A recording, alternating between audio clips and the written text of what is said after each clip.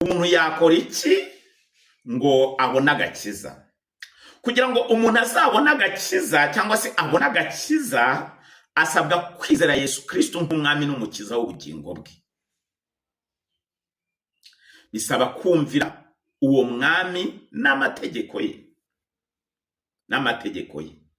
Nimucyo turebere hamwe icyo intumwa Pawulo yaje kubihamiriza, uburyo yaje kubihamiriza. Turabisanga mu Byakozwe n'Intumwa ibice 4 umurongo waho wa 10 kugera 12.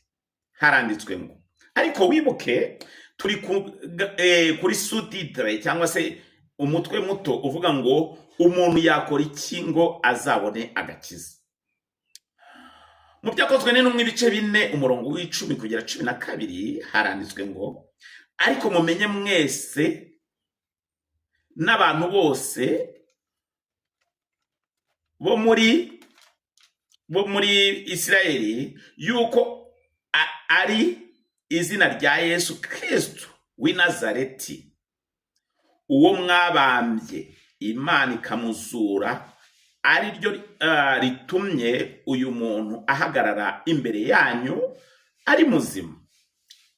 Yesu niwe buye ryahinduwe, namwe abubatsi murambabarira, Yesu niwe buye ryahinyuwe, namwe abubatsi, kandi ryahindutse irikomeza imfuruka. 12, kandi nta wundi agakiza kabonerwamo, kuko ari nta rindi zina munsi y'ijuru ryahawe abantu dukwiye gukirizwamo. Izina twahawe gukirizwamo ni irya Yesu Kristo. Kubw'ibyo kugira ngo twungukirwe n'agakiza gakomoka kuri we, bidusaba kwitoza kumvira amategeko ye, kumvira amategeko ya Yesu. Kumvira amategeko ya Yesu. Ese ni ayahe mategeko Yesu yaje yibutsa abari bafite imitima itaryarya bashaka kungukirwa n'agakiza gakomoka kuri we?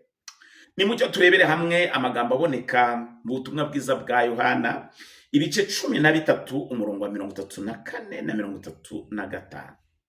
Yesu yabwiye abantu ko bagombaga ngo ndabaha itegeko rishya ngo mukundane nk'uko nabakunze, aba ariko namwe mukundane. Ibyo aba ari byo bose bazabamenyeraho ko muri abigishwa banjye ni mukundana. Abigishwa ba Kristo bagombaga gukundana, ntibagombaga gukundana urumamo, ntibagomba gukundana urumamo. Cyane ko ubwo intumwa ya Yesu yakoreshaga amagambo asa nkaho akangurira abantu bari bafite imitima itaryarya kurushaho kumenya agaciro ka bagenzi babo, yakoresha amagambo ari mu rwambere rwa Yohana ibice 4 umurongo waho wa 20. Yagize ati, Yohana wa mbere ibice 4 umurongo wa 20. Yagize ati, umuntu navuga ati nkunda Imana akanga mwene se aba ari umunyabinyoma, kuko udakunda mwene se yabonye ntabasha gukunda Imana atabonye. Bivuga iki? Urukundo dukunda bagenzi bacu nirwo rugaragaza ko twubaha Imana, duhana agaciro igitambo cy'inshungu cya Yesu, duha agaciro agakiza kabonerwa muri Yesu. Urukundo dukunda Imana rudusunikira kugira ibyo dukorera bagenzi bacu bivuga ko tuzi neza nyiri isoko y'agakiza. Kubw'ibyo nimucyo dusuzumire hamwe icyo Bibiliya ivuga ku kwizera kurangwa n'imirimo, ukwizera kuzanwa n'imirimo. Muri Yakobo ibice 2 umurongo wa 24 na 25, turambure Bibiliya zacu ndabinginze. Yakobo ibice 2 umurongo wa 24 na 25 haranditswe ngo, mubonye yuko umuntu atsindishirizwa n'imirimo adatsindishirizwa no kwizera gusa. Dore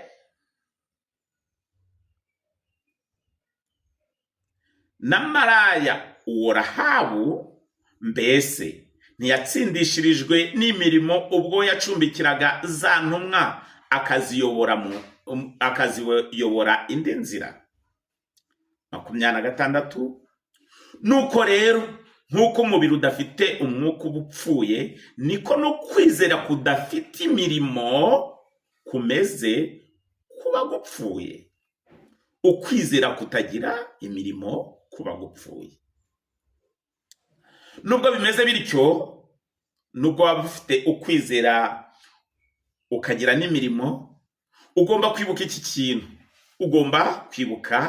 kintu.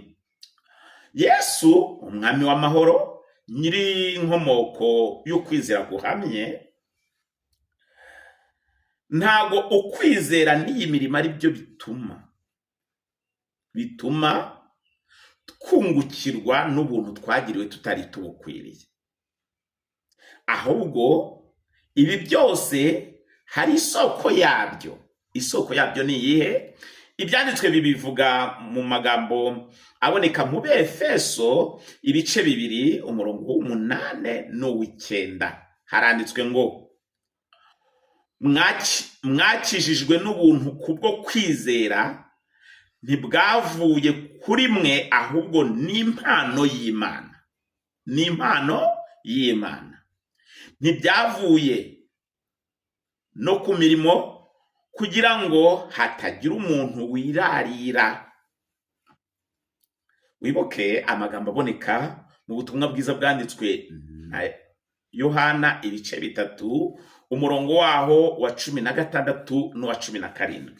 Hatubwira amagambo ajya gusa nk'ariya tubonye agira ati: kuko Imana yakunze abari mu isi cyane, byatumye itanga umwana wayo w'ikinege, kugira ngo umwizera wese atarimbuka, ahubwo ahabwe ubugingo buhoraho. Byumvikana ko ubugingo budakomoka kubw'uko tukiranuka, ahubwo bukomoka ku rukundo rw'Imana. Ni mucyo rero turushaho guha agaciro nyiri isoko y'iki? Nyiri isoko y'inkomoko ya Yesu, ari we agakiza gashingiyeho, kuko ari we nyiri urukundo rusaze. Tubyemezwa n'iki? Ni mucyo turebere hamwe amagambo aboneka muri Yohana wa mbere ibice 4 umurongo waho w'8. Haratubwira ngo udakunda ntazi Imana, kuko Imana ari urukundo. Niba rero udafite indangagaciro zigaragaza ko wubaha Imana, zigaragaza ko wubaha ubutegetsi bw'ikirenga bw'umwami w'ijuru n'isi, Imana cyangwa se Uwiteka, byaba udasobanukiwe isoko y'agakiza.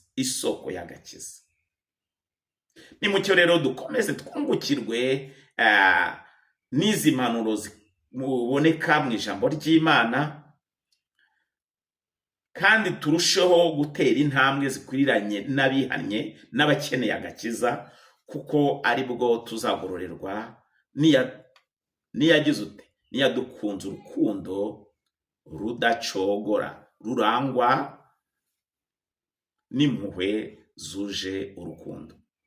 Mwaganirizwaga n'umuvugabutumwa Mugwaneza Ernest ku rubuga Kubaturwa TV.